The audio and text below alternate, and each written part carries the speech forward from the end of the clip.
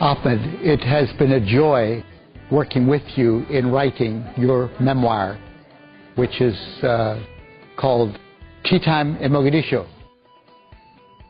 Why has it been important for you for these memoirs to be written? It is testimony. It is my testimony, and the way as a follower of Christ. Many people of Somali and Muslims have a lot of misconception, misperception about what Christianity is all about. Ahmed, many of your Muslim friends and other Muslims as well will be reading these memoirs. What do you hope they hear when they read your story? I wanted my friends to hear that Christ is our peace. Both Muslims and Christians talk about peace.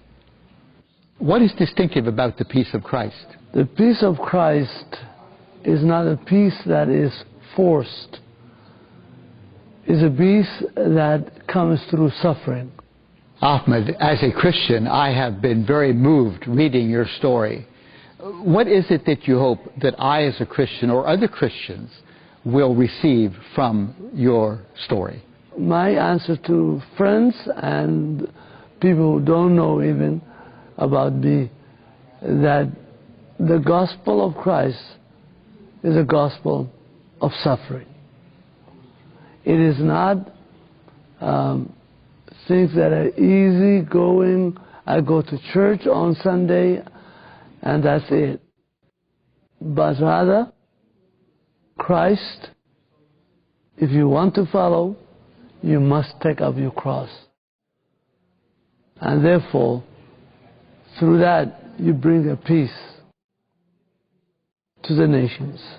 So that's what you mean when you say that you are an ambassador of the peace of Christ within the world of Islam. What I'm talking about is that we are all, as the Bible says, we are all ambassadors of Jesus. And that's very Somali.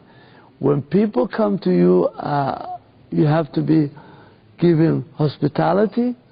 Hospitality is a part of peacemaking. That is interesting. We say in the Somali, also we say, when you're building a house, we call them akal, a house.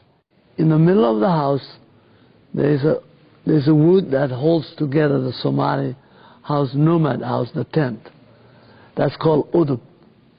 Jesus is the one that holds everything together.